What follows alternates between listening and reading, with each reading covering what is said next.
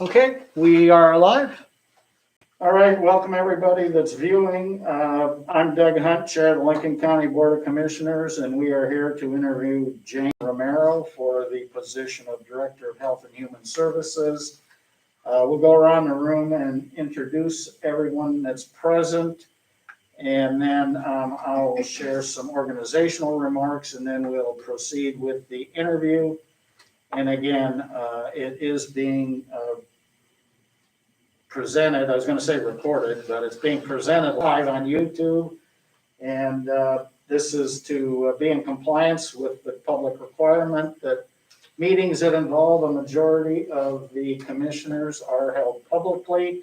There's not an opportunity for public comment because even if we were all live in a room, the public is welcome to observe and can offer comments to commissioners through email or other forms, but not participate in the actual interview process. So with that, again, I'm Doug Hunt, Chair of the Board of Commissioners, and on my left. I'm Claire Hall, also a commissioner. And I'm Katie Jacobson, also a commissioner. And behind me on my right. Mike Herford, Personnel Director. And behind me on my left. Kristen Ewell, Assistant County Counsel. And of course, Jayne Romero is our candidate for the position. So again, we'll have 10 questions, and we'll each ask one, rotate around the room. And after that, you'll certainly have an opportunity to return the process and interview us. Ask us any questions that you have. Anything at this point before we start with our first question? No, I'm good. Okay. Again, welcome. Appreciate your interest. I know that I may not have a lot of eye contact as I'm making notes, so don't infer anything by those actions. It's simply a process of recording notes. So I'll start. First question is, why are you applying for the position of HHS Director? Well, I think from my resume, it's pretty clear that I've worked in human services my entire career. I somewhat identify as a public servant, and I feel that this position would offer me an opportunity to return to the work that I love, that I feel I've been successful in, and that would enable me to use the skills, my education, my experience to serve the residents of Lincoln County. Okay, thank you. Commissioner Hall. I think question 2 gives you a chance to elaborate on that first answer a little bit. Why do you believe that you're well suited for this position? Well, I have worked at all levels of health and human services. I have worked at the direct service level, frontline manager level, mid-level manager level, and have, I think, about 30 years of experience in executive and administrative roles. The vast majority of my experience has been in governmental settings, and I feel that, I believe that the vast majority of that has been in a rural county in Western Pennsylvania with with demographics. Close enough. A Freudian slip, I'm sure, which is a behavioral health individual Yeah. fully understand. With demographics that are somewhat similar to Lincoln County, population size, poverty levels, and so forth. And I feel that I could certainly go through my resume, and I would be happy to do that if you would like. It's a bit of a long story, but I feel that I have evidenced success in the various positions that I have occupied. I've been promoted a number of times. I've been recognized for my work, and I have administered the vast majority of the services that are a part of the health and human services system here. There are some differences, and with this job and the job that I held in Venango County as the Human Services Administrator there, but to be perfectly honest, that's kind of what makes it a little bit exciting for me. Something new and different, something to learn, something to look forward to in that way. Great. Thanks. Thank you. All right, assuming you were hired for this position, describe for us your first 30 days, or sorry, let me back up. Describe your first 30 to 60 days in the job and how you would assess the situation. Well, I believe I would sort of take a multi-pronged approach.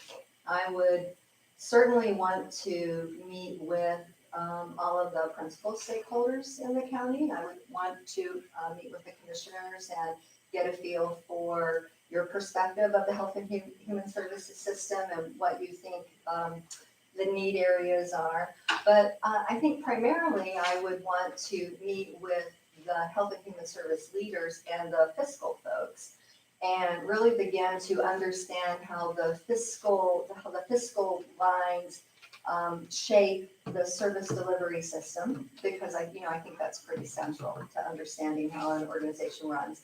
I want to obviously review all the regulatory guidance that exists relative to the health and human services system. I want to review the most recent audits from whatever sources, whether it be the federal government, the state government, et cetera, and perhaps go a little deeper. I would like to go out into the community and meet the more primary stakeholders, the service providers that are more integrated, if you will, with the human services system. And of course, I'd want to meet the other department heads within Lincoln County and get their perspective and try to figure out how I would be able to work with them. I'm sure there are committees here that exist, and maybe drop in and try to, I guess, really get a composite understanding of not just the county, but the overall human services system, what its funding looks like, what its strengths are, what the areas are for growth and development. Thank you. Okay, back to me. We have had COVID with us for over a year. I hope that's not news to you. 13 months and counting. Oh, yeah. Looking ahead, what do you anticipate will be the top 2 to 3 issues our HHS department will face? Well, I think obviously the pandemic has to take the priority, and working with our county and our state partners and through the state, I'm sure the guidance from the CDC. And so my feeling is that all hands are going to have to be on deck until we really are able to move beyond that. I think the next order of business, though, is going to be helping the staff heal from this, because this is very different. And I'm sure a lot of folks are traumatized by it. I read recently that, somewhere between 250 and 300 public health officials have stepped down from their roles during the pandemic. And so I think that needs to be the next order of business, and seeing what can be done to rebuild morale. Not saying that there's poor morale here, but just looking at the psychological damage that this will have caused them. And then I think the next order of business would be getting back to business, looking at the strategic plans that are in place, beginning to reach out to those community partners to figure out what we can do to return to business, to work the plans, to get strategies in place. I know, for example, there's a community health improvement plan. So let's get back to business. Let's begin to normalize. Okay, back to me again. Well, as you're no doubt aware, the county budgeting process takes up a good deal of time and attention. Have you ever had a situation that required a major change in operations because of a budgetary issue? And if so, can you describe how you handled it? Oh, I had an extremely major change. Let me see, I want to say 2012 or 2013, the governor of Pennsylvania decided to block grant all of the state funds that came into the county human services system. It was a competitive process, and Pennsylvania has 67 counties, and so 20 were selected. My county applied and was selected to be one of the pilot counties. And it really changed the way human services did business in Venango County. So in the beginning, we were able to move so let me back up. In Venango County, human services was child welfare, mental health developmental services and early intervention, substance abuse, older adult services, a lot of housing programs, a lot of things that we put in this big pot, which included the county transportation system, weatherization, line heat, we were the 211 system and so forth. And so all of those state dollars were now in one big pot. And we had the flexibility in the first year to move 20% anywhere we wanted. And then in the next year, I think 30% and so forth. That was incremental. But it was huge because people were afraid we were going to take money away from mental health and put it all in substance abuse, or we were just going to do crazy things that weren't possible because of the rules and structure around it. And so it was, and on top of it, our commissioners wanted to move away from those disability-oriented systems and move towards a more integrated system. And so that really just changed the entire structure of our county, not only our county human services system, but how we budgeted it. And of course, the state required that we do a good bit of planning, reach out to lots of stakeholders, really basically submit very detailed and complex budgetary plans, service plans, et cetera, and move forward. And we did very well. We were recognized for it. Our county was often asked to come and talk to the other counties about how to use those funds, how to braid the funds in order to really expand upon the service array. And so, for example, we were able to braid child welfare, traditionally, I should say, child welfare prevention funds, that state dollars, with substance abuse prevention dollars to really begin to expand services to, say, families who were involved in the child welfare system with addiction problems. And so for us, it was very challenging, but it was very rewarding in what we were able to do. That's great, thank you. All right. What qualities do you think are required in a successful leader? The ability to work with the key stakeholders and the staff to create a vision and to, for lack of a better word, influence folks to embrace the vision, and then to put strategies in place to operationalize the vision, to sort of work through the efforts of the various staff and stakeholders to carry out the vision. So obviously vision, but I think I would also add to that the ability to problem solve effectively, to have really superior analytical skills, and clearly the ability to communicate, especially with staff. I think that's huge in terms of promoting staff morale and helping folks feel like they're part of an organization. A leader really needs to be able to make sure staff feel that they are valued, that their contributions are important, and and that they're a wanted and needed part of the organization.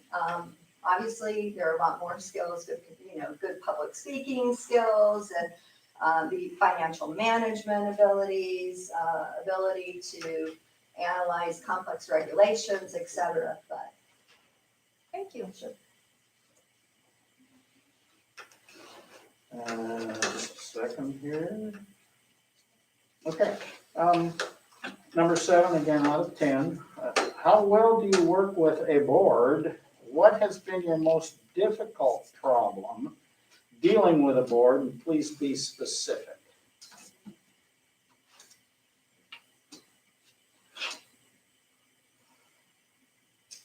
So I'm pausing because I worked with a lot of boards. And I've worked with, 5 or 6 boards of commissioners. I've served on boards. I've chaired a lot of boards. And I'm just trying to think That's fine. what the most difficult challenge is.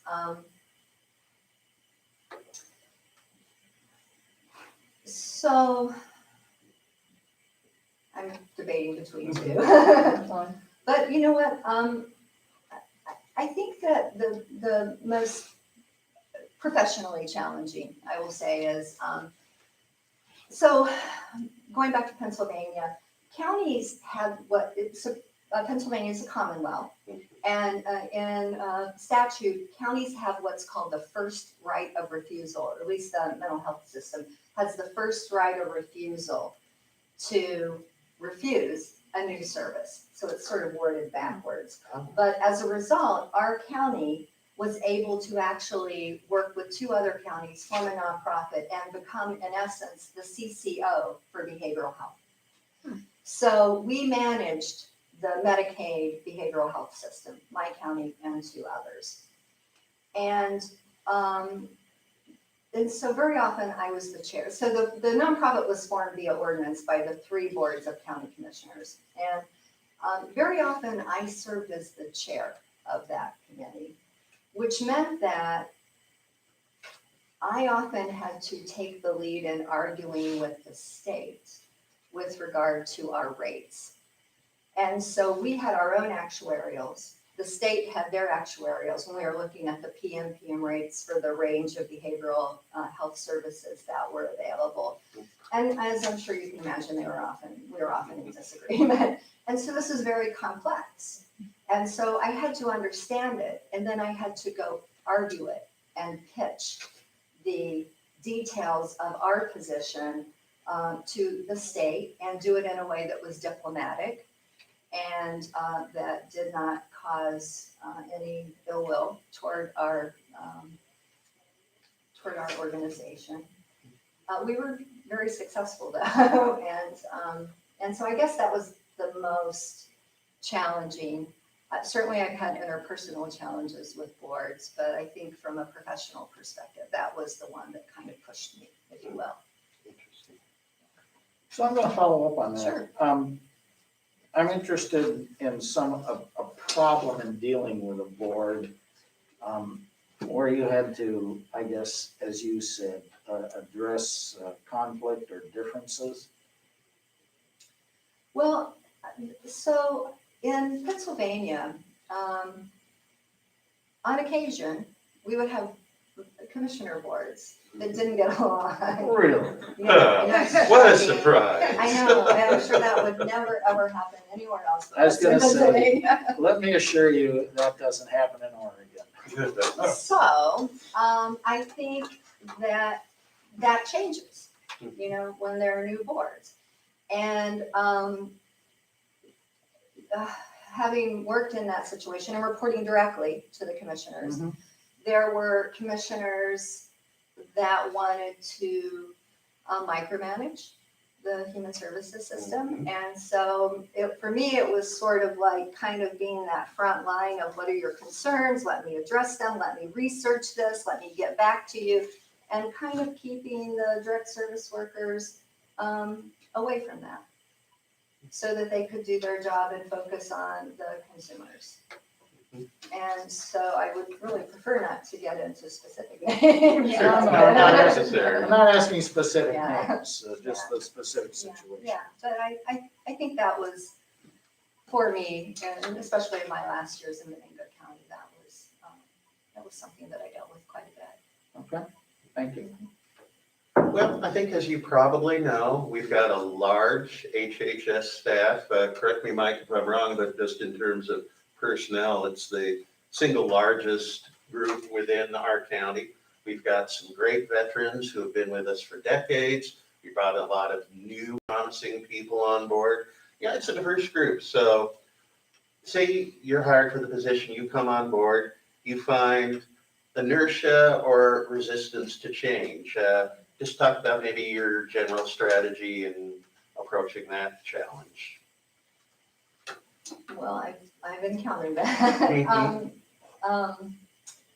So I think that how I would handle it would depend on what I found once I were on board, because what I've learned in life is that the circumstances vary and you have to work within the circumstances that present. But I can tell you what I've done in the past when Sure. I've encountered those kinds of circumstances.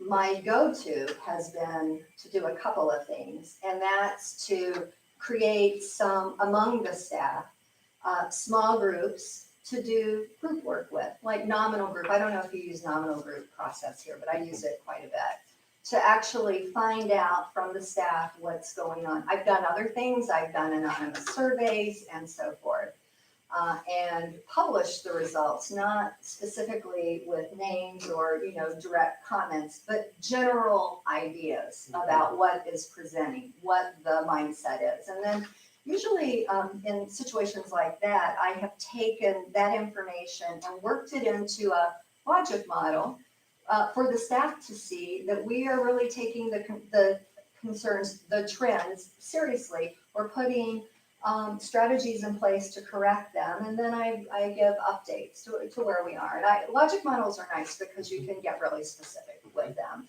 But in general, I find that when there has been resistance to change, and I'll just sort of go back to that whole block grant scenario, there was huge resistance. Are we going to lose our jobs? This is just a way to cause us to be laid off, et cetera.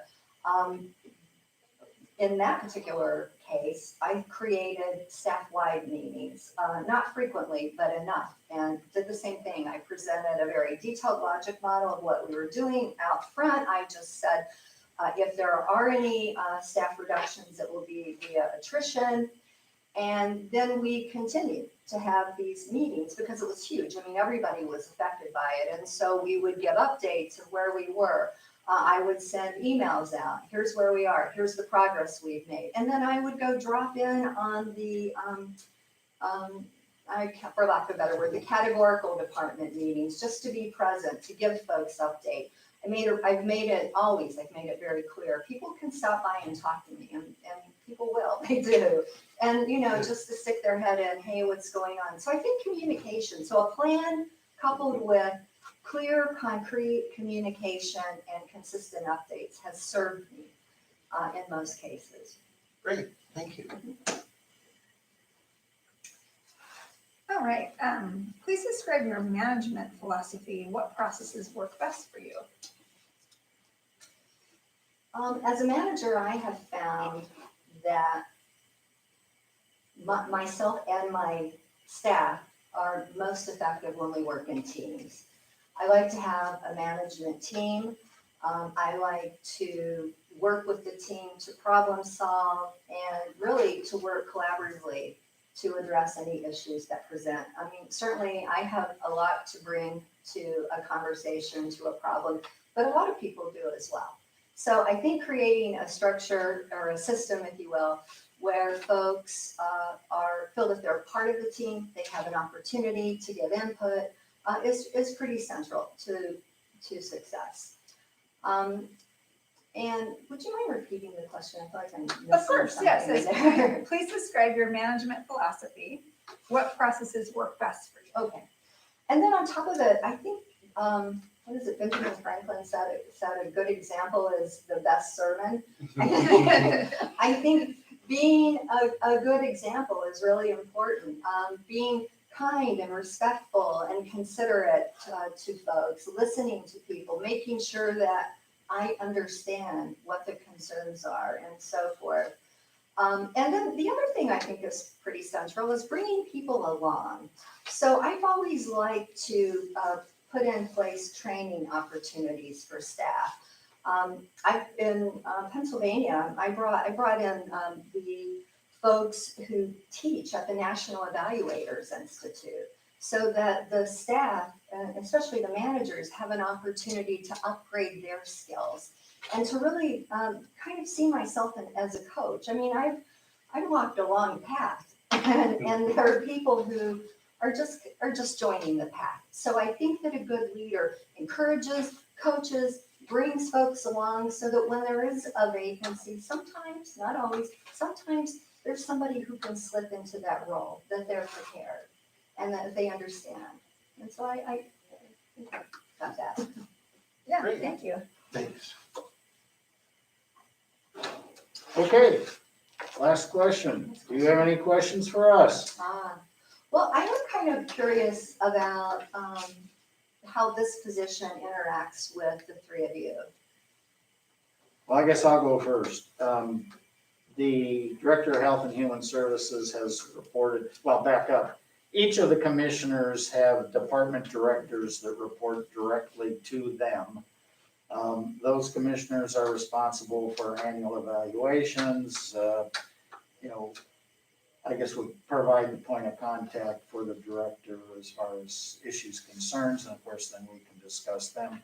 That's not to say the director can't go to any commissioner to raise any issue, but from an organizational standpoint, directors report to a commissioner.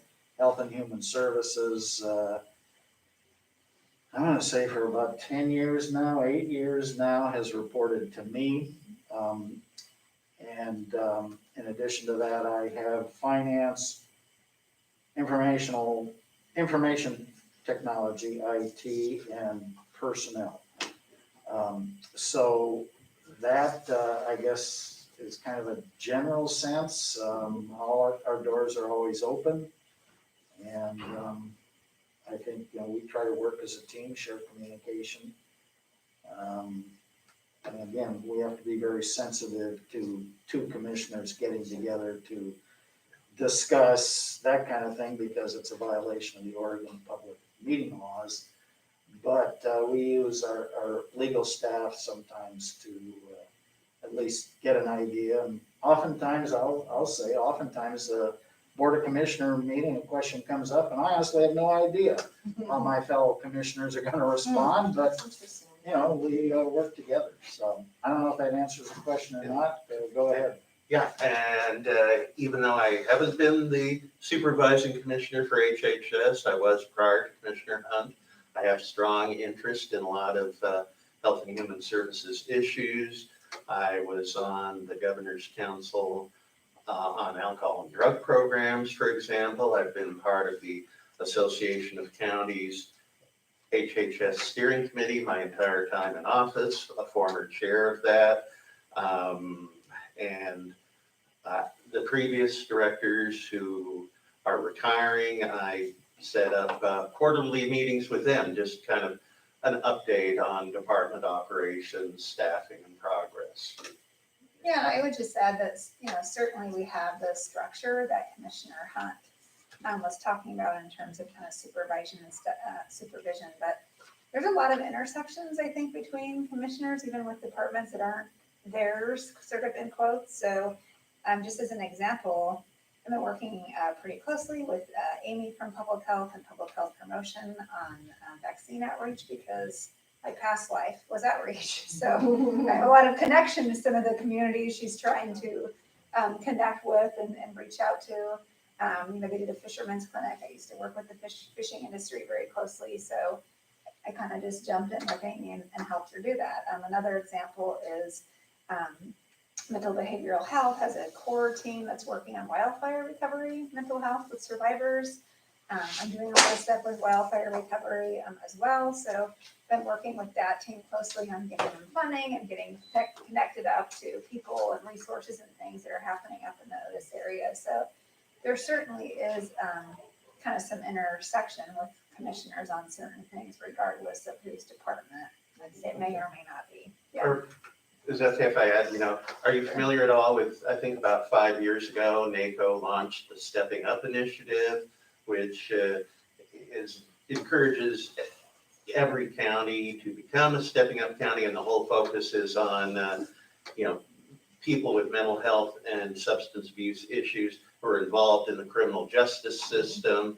And so that's been a very broad collaboration, certainly involving our behavioral health, but also our jail, our behavioral health program, a whole lot of community partners, with the whole goal being, if at all possible, divert people before they enter the justice system. And if they do end up in the justice system, providing housing and other supports to improve the opportunities for reentry. And, we've obtained a couple of grants, put a limited amount of new general fund money in. Of course, the VA is another partner, and I think we've made over the last few years, again, mostly with outside grants, but about $1 million in new investments in this area. Very nice, yeah. I think in the interest of clarity too, it should be noted that the reason that HHS we discontinued HHS reporting to Commissioner Hall is we hired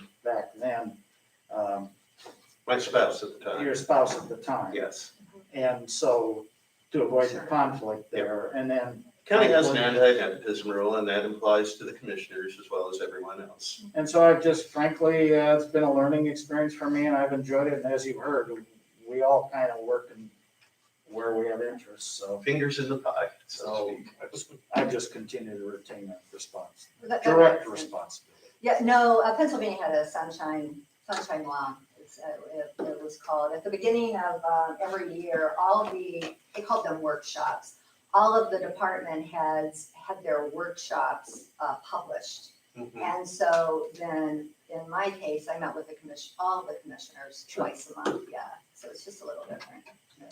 So how do you do contracts here? How do contracts get processed? It was just huge for me. Oh, yeah. Well, So we were both a direct provider of services, but we outsourced quite a bit of our services, so yeah. we have a lot of health and human service contracts, We do. don't they? And Yeah, so we basically have, legal. you have a lot of people, in HHS that are, solely devoted to the contract, because there's so many grants and contracts, and then it gets filtered to my department, the legal. We review it with you, and work out things, but we do have vendors that we use, outside vendors.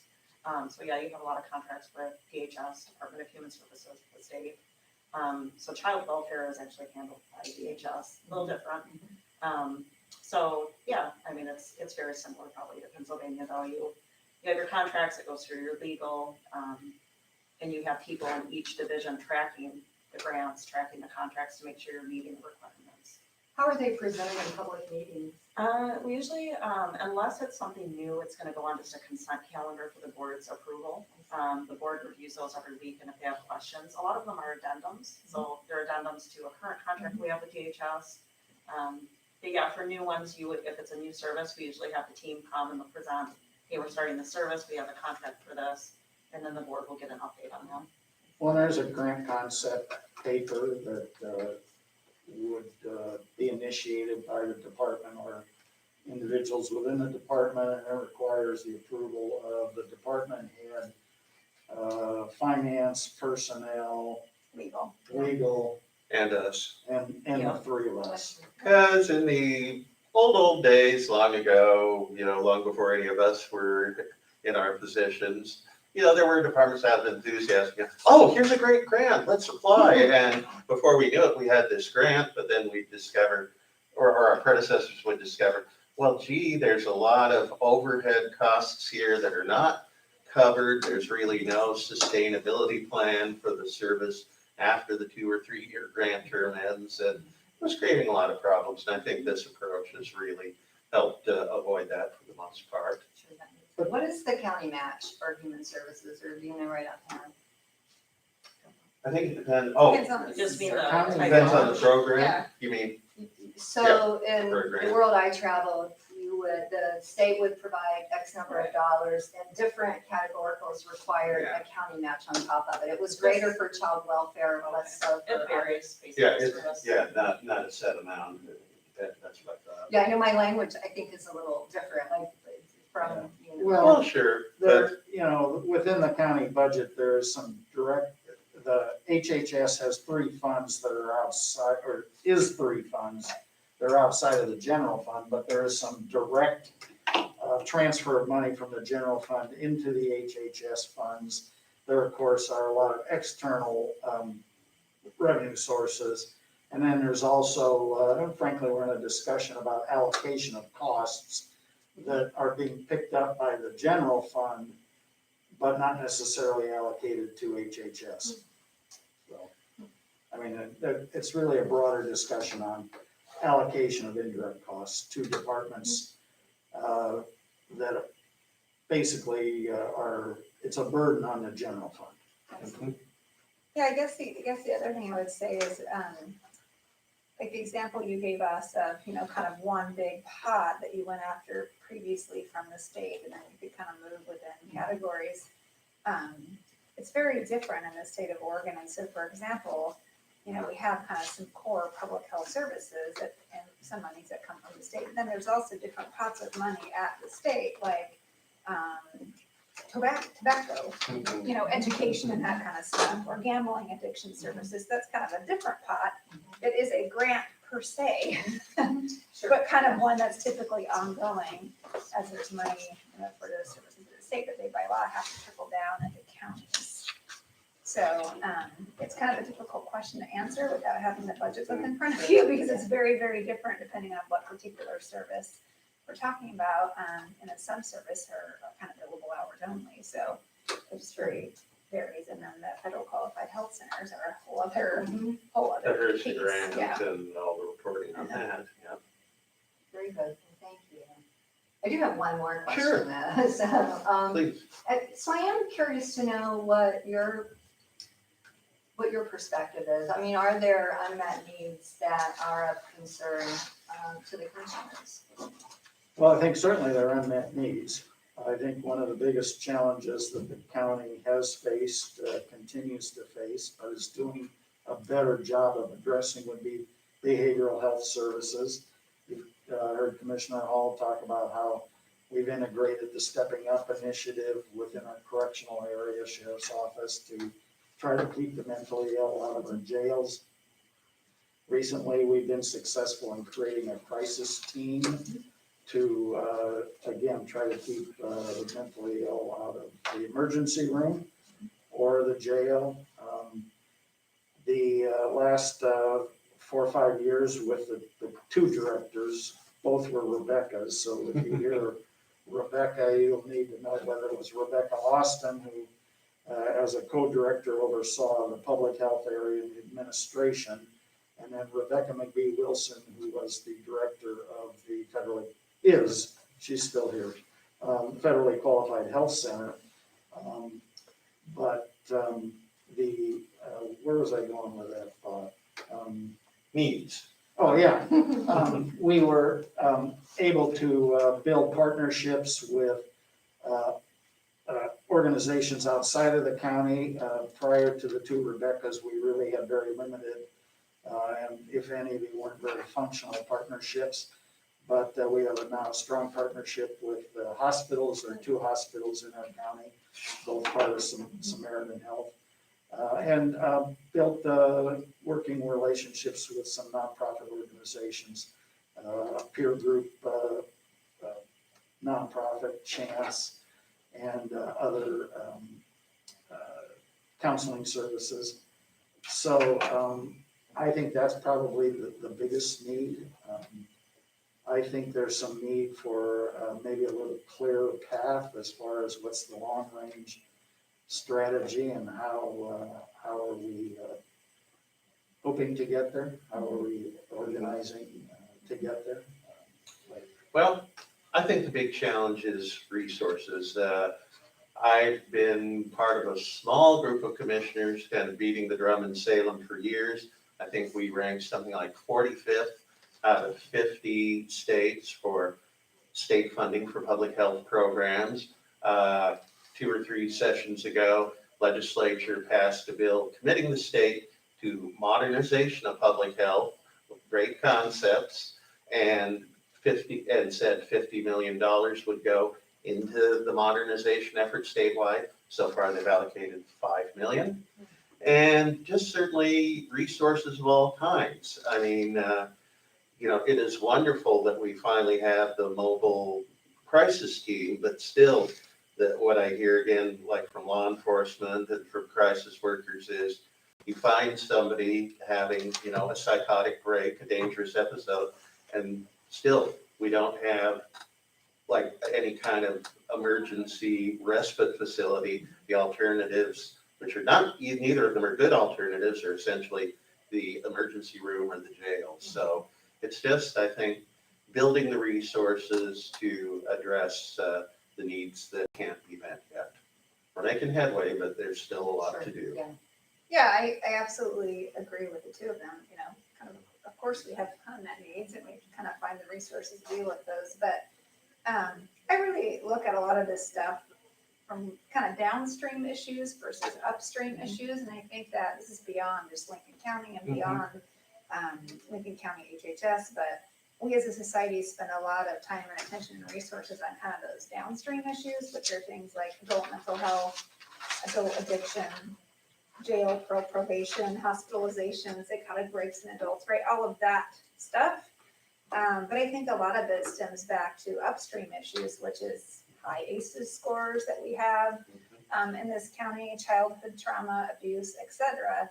And, one of the kind of unmet needs I think about is, we have to start, and I say we broadly, we have to start shifting some of the resources and the things we do to work on those upstream issues. Because you can just keep shoving money and resources on the downstream issues all you want, but unless you start correcting what's happening here, you're never going to get ahead of it. And so I think about the unmet need is where we can, we have to try to find new resources or shift and attempt to intervene early, so that we're not just creating, the pipeline down the road. And I think there is some opportunity to do that, fairly low cost in some things, having better partnerships and connection with child welfare, which is a state agency here. The county's also been trying to help, provide some funding and stuff for more early learning opportunities in the community. So I think there is some ways we can do that, but it is kind of a Herculean effort, I guess. So one of the cool things that we did in Venango County, once upon a time I was the child welfare administrator in Venango County. And so one of the things I'm kind of most proud of in that role was being pretty instrumental in creating a community-wide collaborative board that we called the Focus on Our Future Collaborative Board. And it was really a partnership among all of the nonprofits, literally all of them in Venango County, because we built in incentives. If you're going to apply for a grant and you want the endorsement of the collaborative board, you need to be a part of the collaborative board, but its focus was upstream prevention. Excellent. And so that's that, and we did really well. We were invited to talk about it quite a bit, but we identified 12 outcomes or kind of, indicators of general well-being for children and families. And we produced those very first reports. We called them indicator reports, but they were kind of, I guess, the community health reports. And we really began to work between and among ourselves to look at who was providing what, to make sure that we didn't have duplication, that we knew what was going unaddressed, so that if grants became available, we could begin to target them and present a more convincing picture, if you will, in the application to get those needed services in place. And so anyway, sorry, you just sort of triggered that. Thank you for sharing that. Yeah, love that concept. It was great. It was really great, And I would just offer that I do have a lot of behavioral health experience, and in particularly getting services in place in the prison and jails. Well, we would have called it the jail system in Venango County, getting services in place in the jail and working really collaboratively with law enforcement to team our crisis response workers with the law enforcement to go out and so forth. And with if the opportunity presents, would like to maybe share some of this, I guess, with you. Love to. Sounds good. Well, thank you all for your Thanks. time. I really appreciate it. It's been really nice speaking with you and meeting you all. Thank you. So Mike, you wanna update next steps, timetable, Yes, time we frames? have, you have one candidate this afternoon. And then, we've got stakeholder meetings for both candidates on Friday, but, it'll be virtual. And then what we intend to do is to provide a kind of a report in terms of how the candidates did with each group. And we'll have that for you probably Monday, I think. We've got to kind of, because it's late Friday, we've got to assimilate all of it and put it in some sort of order that makes sense, and we'll get that to you. So Jayne's going to go on a tour. We're going to give her a brief tour of the health facilities. You gonna include the jail? No? The sheriff might get a little bit anxious over that. Yeah. But the bottom line is that we're gonna give her a tour, and then I'll reach out to her probably tomorrow and just kind of summarize where we're at and set the stage then for Friday. So after we have the information on Monday of the feedback from the stakeholder groups, Yes. we'd probably be at the point where we could decide if we're ready to move ahead with a hire. I think you're ready, Commissioner, at that point, and then what we would do is that we would go into background and probably not announce any decision until after both backgrounds are clear. I've Sure.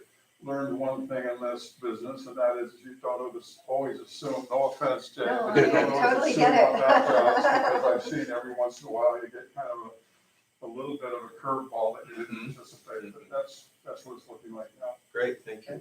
Okay? Any other questions, commissioners or Joyce? Jane? Okay, it's okay. I'll be calling you Joyce forever. And I'll think you're talking to my sister. Okay, so Jane, why don't you go back to the office? I'm gonna talk to the commissioners for just a couple minutes, Certainly. okay?